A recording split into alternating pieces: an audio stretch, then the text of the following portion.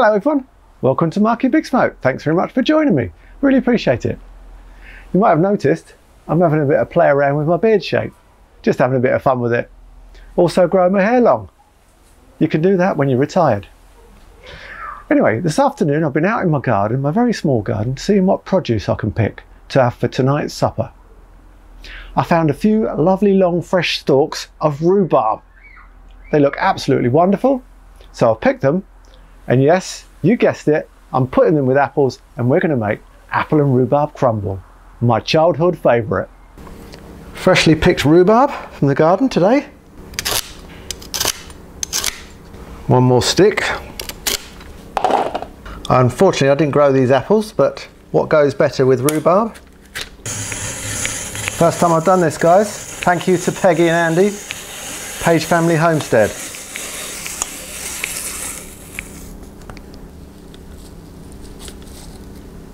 Peeled and cored. Look at that.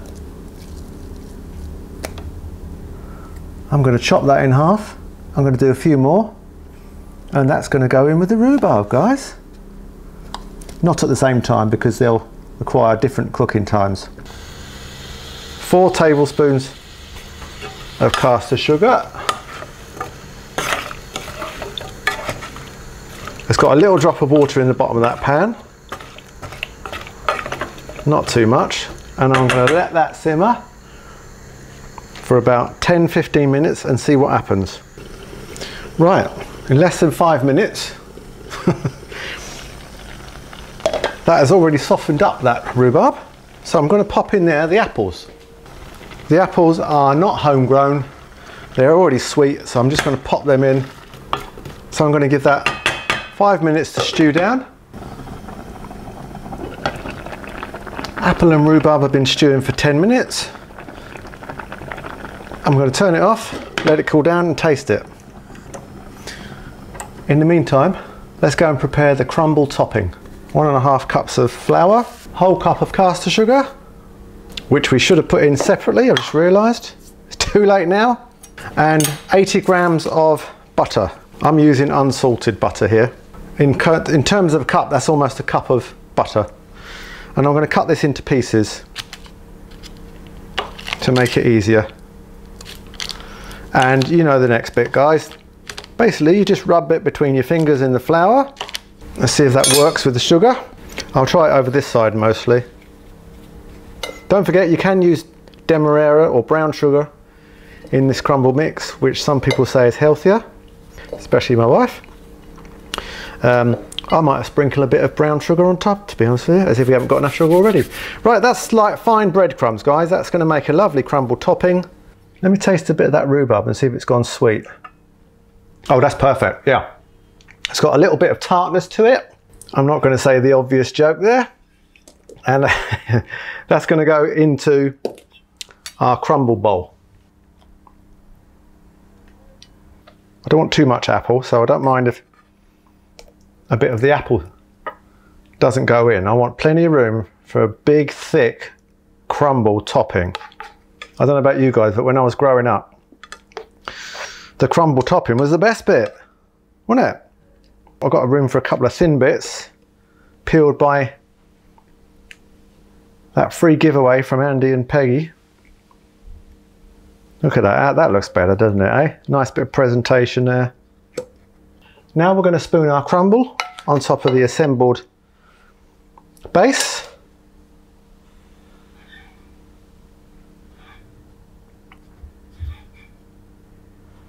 And I want plenty on there, guys. Now we've just got to finish it off with some brown sugar on top. This is a bit of demerara. Let's try a light sprinkling just to see if we can give it a bit of a caramelized topping. Let's pop it in the oven, and I think maybe in 30 minutes that'll be done.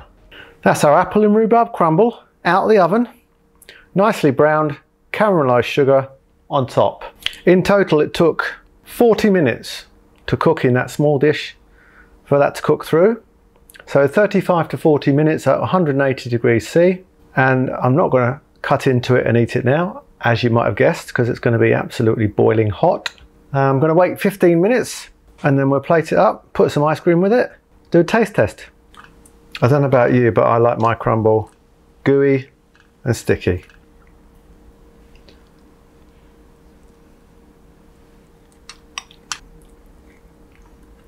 And a nice sharp bit of rhubarb by the side. Get some ice cream, pop it on there. There we go. Homemade apple and rhubarb crumble with fresh rhubarb from the garden this afternoon. Right, the sun's come out. The rhubarb smells delicious. There's a light breeze in the background.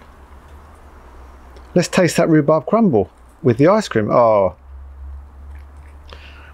I love it when the crumble is actually very, like, caramelized, you know what I mean?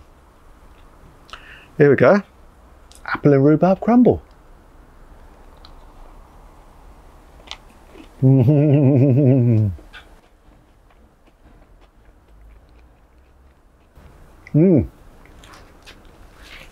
Oh, takes me back to my childhood. That's just the way my mum used to make it.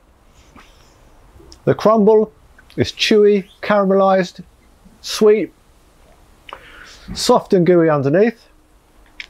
The ice cream is lovely, and that rhubarb and apple underneath is just tart enough to complement the sweetness of the apple crumble. I can't believe that rhubarb was growing in my garden this morning. Freshly picked, straight in the pot, straight in the oven, boom. No, seriously, that is absolutely lovely. I hope you've enjoyed watching this video, guys. I've really enjoyed making it. If you did, give me a thumbs up. If you didn't, give me a thumbs down. Doesn't matter. Leave a comment down below. If you're not already subscribed, please subscribe. I do a variety of videos on my channel. Cooking, low and slow. This is the first dessert I've made, I think. And I also do a bit of gardening with not much space. So I'm really pleased with that, guys. I'll see you again soon on Marky Big Smoke. Thanks for coming. Cheers, bye.